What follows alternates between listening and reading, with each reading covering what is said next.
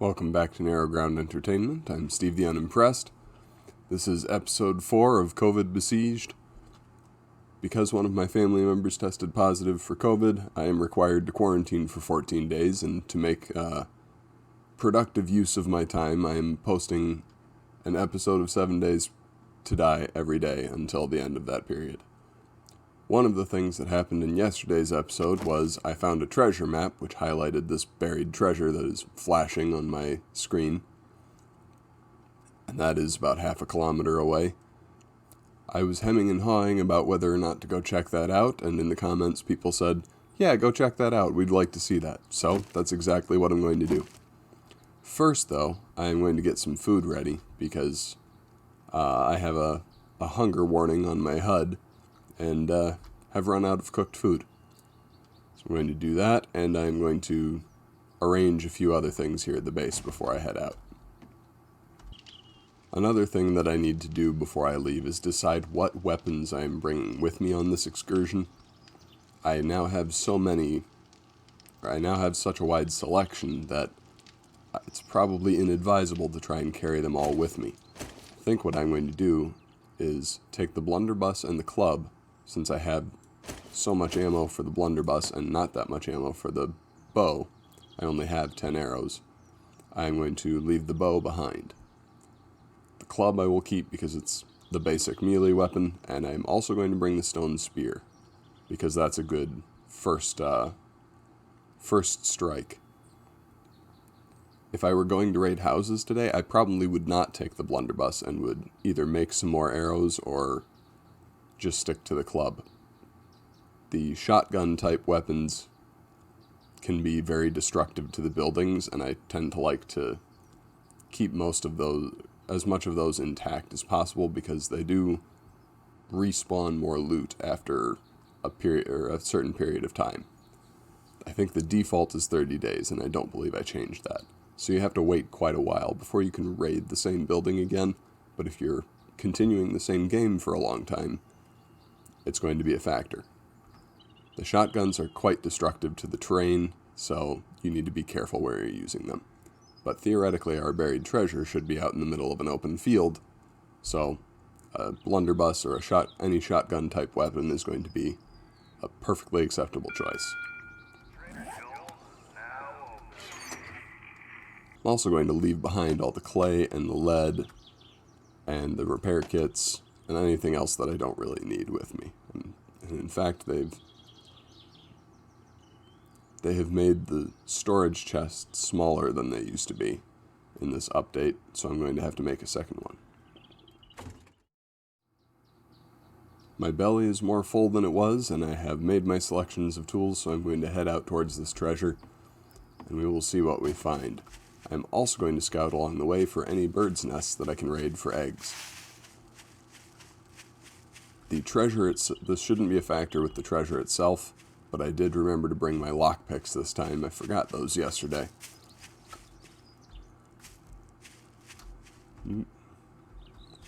Oh boy, this is interesting. One of the problems that can happen with randomly generated worlds is quirky terrain generation, such as this. This point of interest house has generated in a big hole in the mountain. In real life, you would not dig out the side of a mountain to build a house. So, yeah, this problem crops up sometimes in 7 Days to Die. I thought they had fixed it for Alpha 18, so the previous update. Maybe they had just reduced it, and certain circumstances it can still happen. This is one of the downsides of playing on a randomly generated world versus if you buy the game, it'll give you the option to play on the Navezgane world, which is a custom created map that the programmers made themselves. I think there might be several more now. And those worlds do not have these complications from random terrain generation. I play on random gen worlds just because I like not being able to go on the internet and look up where stuff is. Raises the difficulty just a little bit. But as a consequence, I sometimes have to deal with holes in the ground in unexpected places. We're just going to carefully go around that bear if we can. Remember what happened with the cougar.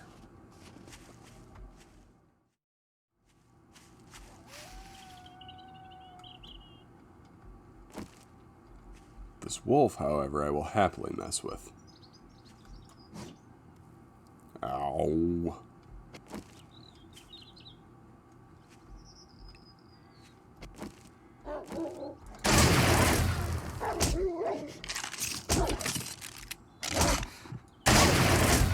Blast it.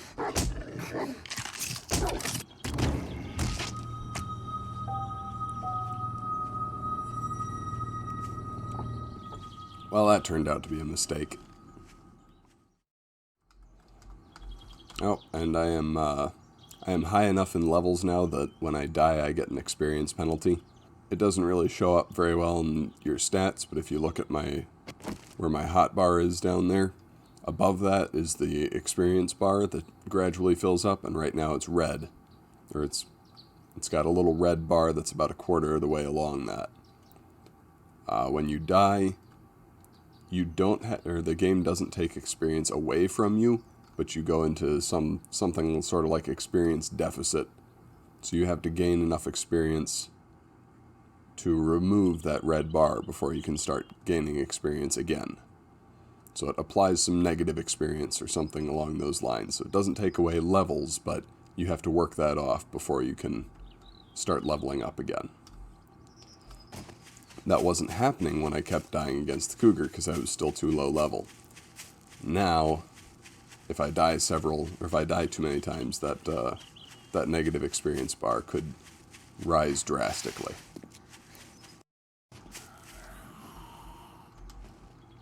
Crap, bear.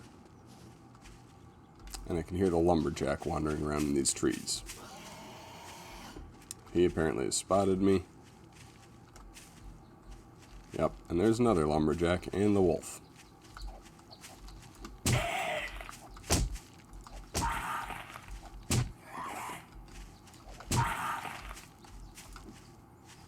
Go fight the bear. You lumberjacks love fighting bears.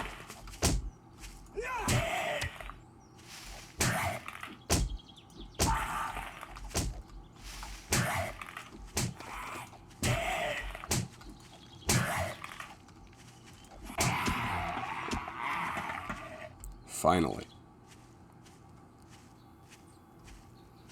He was good for getting rid of a large chunk of my experience debt, though, so can't be too upset.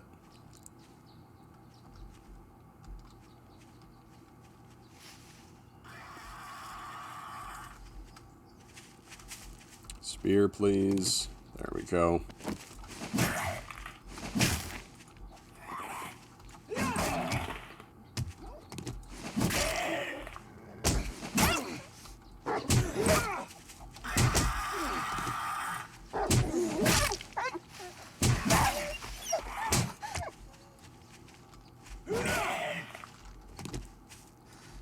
Looks like I got the wolf. Now I just need to get rid of this lumberjack.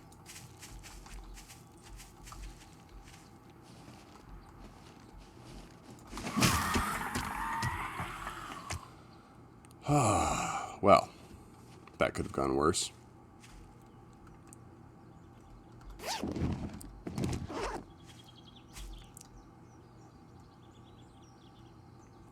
That could have gone worse, but I am now infected. They did change the wound system a little bit in this update. Abrasions were not a thing before, but they're a minor status effect. So that will go away relatively simply and easily.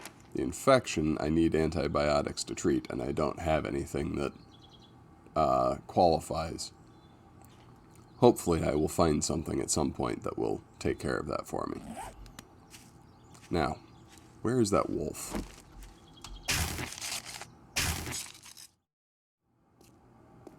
And here, only a little way from where I died, is the treasure.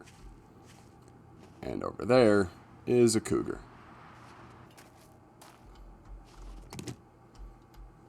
Okay. Now this yellow circle on the ground is the radius in which I need to dig to look for the treasure. I'm going to dig for a little bit, maybe dig out 10 or 12 blocks of terrain, and then I will see if this narrows at all.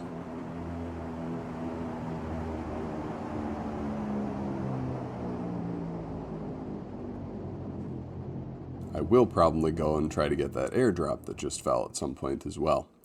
But if this doesn't narrow ordinarily, I did level up from digging yesterday, and I've been saving that skill point. So if the radius doesn't narrow at all normally, I think I'm going to buy the first level of that treasure hunter perk and use that to experiment with this. Now, is this lumberjack going to notice me or not? Here he comes.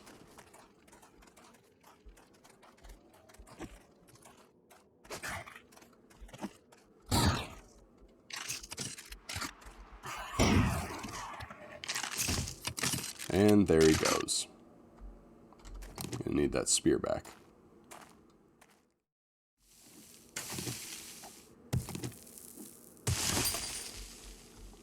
There we go. That did just narrow. Now when you reach these treasure areas initially, the radius that's marked out for you on your map is not going to be, it's not going to be exactly in the middle of that. So as the radius narrows, probably the center will shift as well. So it looks like you don't have to buy any levels of the perk to get the radius to narrow. It does do that normally. It's just a matter of how much you have to dig before it starts to narrow. So that's a much improved system over how it used to be. I think that I'm going to save that skill point for now and just work with the basic system. And we'll see how long it takes for me to get to the treasure.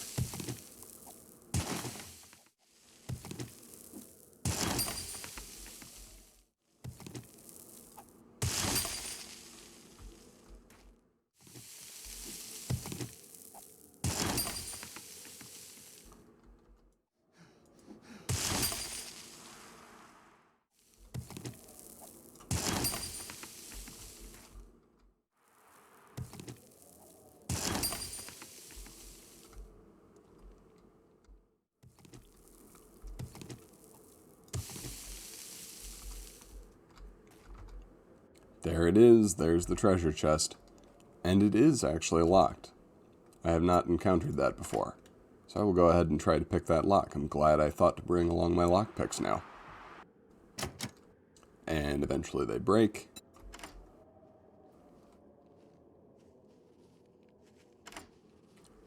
But it only took me breaking one to get the treasure unlocked. Let's see what we got.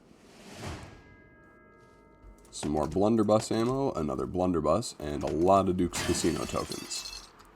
Oh, and the containers will break after you've emptied them. So that's not a bad haul. Now I have a spare blunderbuss and a bunch more ammo, and enough money to buy some nice stuff at the trader.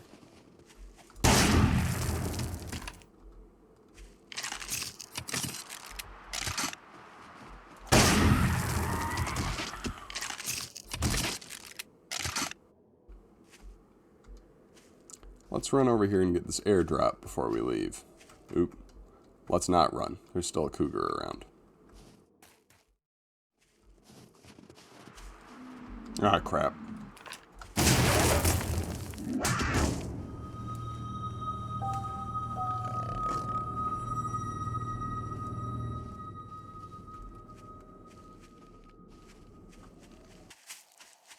Back to XP penalties, and it is quite a distance towards my backpack now.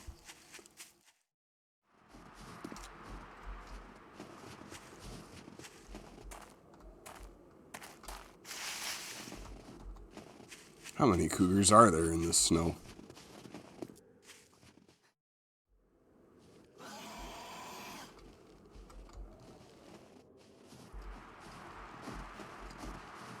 Blast it, how did you see me from that far away?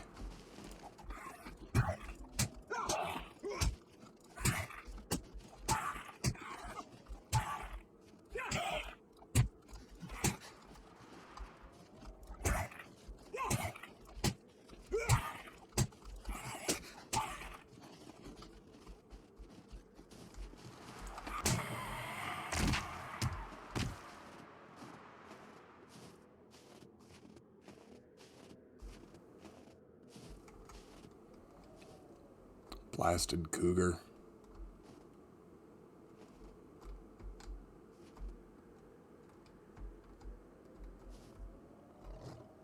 Go away.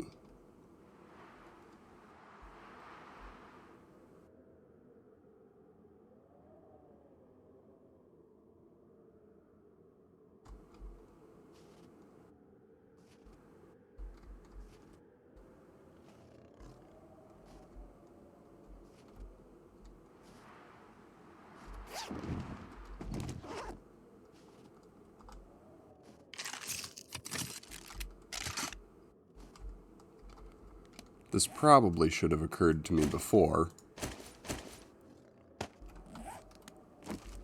I'm just going to take out the other blunderbuss and charge that one too. I've read The Swiss Family Robinson and enough older books in which muzzle loaders were used to know that when you have multiple weapons, you load them all. There. Maybe next time a cougar attacks me, I'll be able to fend it off. I was trying to use cartridge gun tactics, and I have muzzleloader guns.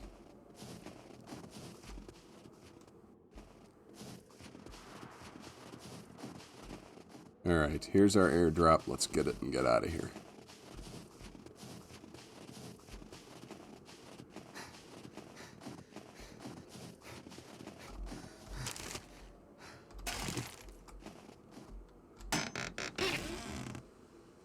Ooh, we got some good stuff.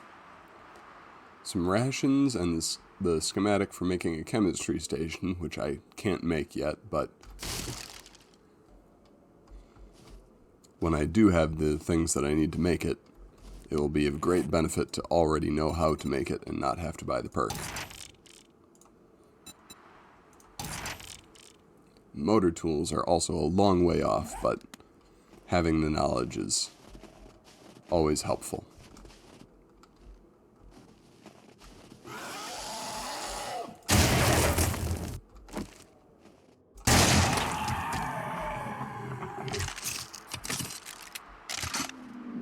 Crap. And I missed.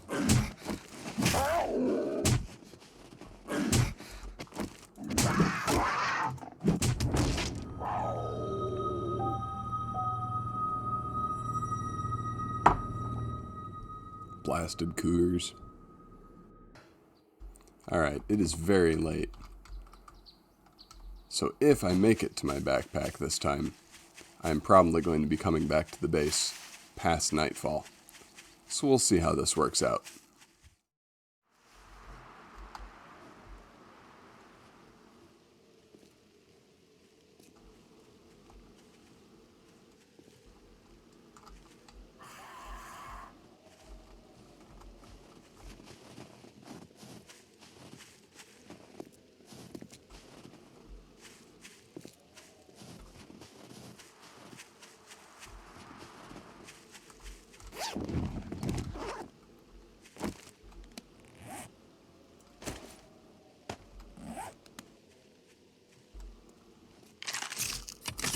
That's too many.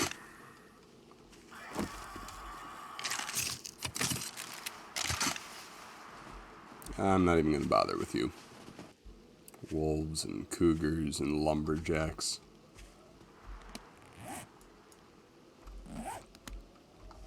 And I'm not even going the right way to get home. There's another wolf. There's another lumberjack.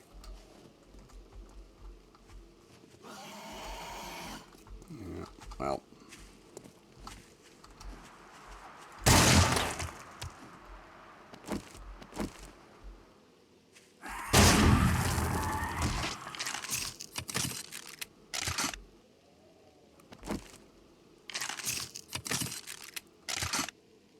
Fortunately, that wolf is apparently completely deaf.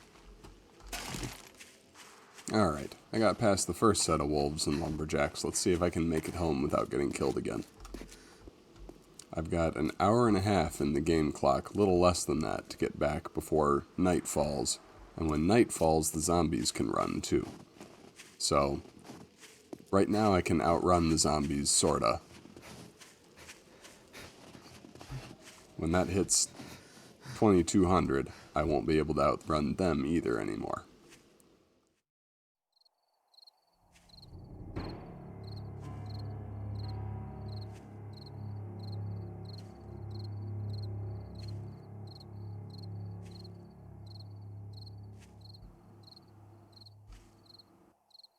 Night has now officially fallen, so the zombies can run again. And because of that, I'm going to be sneaking the rest of the way towards my house. How far am I exactly? Not terribly far. I have to go around that big ditch in the terrain that we saw earlier. But it's still a fair ways off, so it'll probably take me until in-game midnight to get there at least.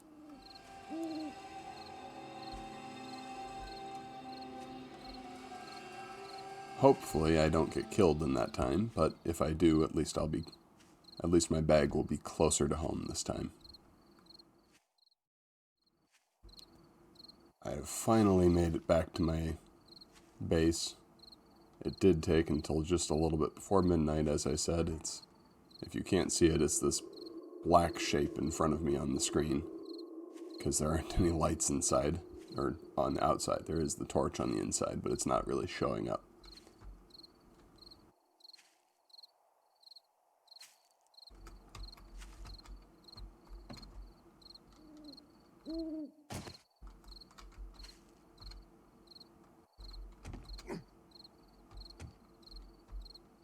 If I can get up the ladder, that'd be great. Apparently I can't, though. Where's my flashlight?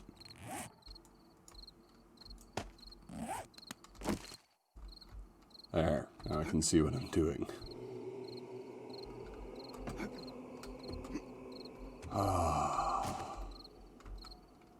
Well, I wouldn't say that went well, but we got the treasure, we got the airdrop, and now we're back at the house to sort through it all. Oh, and I brought back a wealth of eggs. And some more meat. So I'm just going to go ahead and make that all into bacon and eggs right now. I am probably going to spend the rest of the night organizing my loot and putting things away. I now have plenty of food. The fire finished cooking that while I was trying to organize stuff. I have a bunch of stuff to sell to the trader, all these extra schematics, so I will have to make a trip over there tomorrow. But the last thing I'll do for this episode, I will read the second treasure map. Now I'm able to read it again. I want to see if this will highlight a new treasure.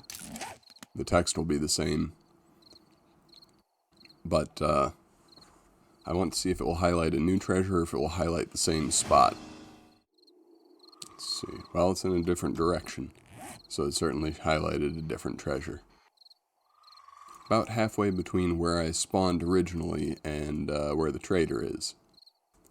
So at some point I will have to go and look for that treasure as well. I don't know if I will do that in the near future though. Going to visit the trader tomorrow will be the more pressing task because... Uh-oh.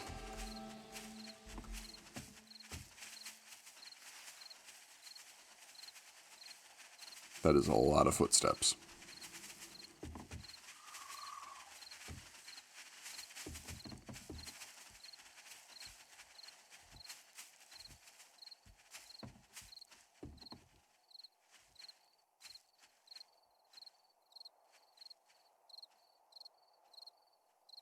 Okay, well, looks like they proceeded on by this time. Which is good. My walls aren't that strong yet, and I don't have that good of weapons yet. Anyway, as I was saying, the first task for tomorrow will be to visit the trader, because his restock was actually on day 4, so today, and I never got over there to check out what was changed. So I definitely want to go and do that in the next episode. He might have something useful that I want to buy from him, with the newfound wealth that I got from digging up that treasure. I also learned that this place is absolutely lousy with cougars, which definitely makes me want to focus a little bit more on getting a rifle. But I don't know how long that will take in the newly rebalanced scheme of things, because they did alter the balance a little bit of what weapons you will be able to find and when.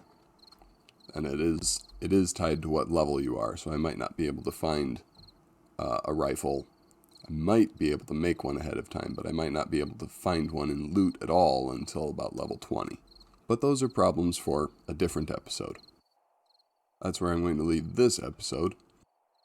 Thank you for watching. If you enjoyed the video, give it a like. Subscribe to my channel to see more content, and if you want to help my channel grow, share it with your friends. If you have any suggestions for what you want to see me do in tomorrow's episode, leave them in the comments. Goodbye and God bless.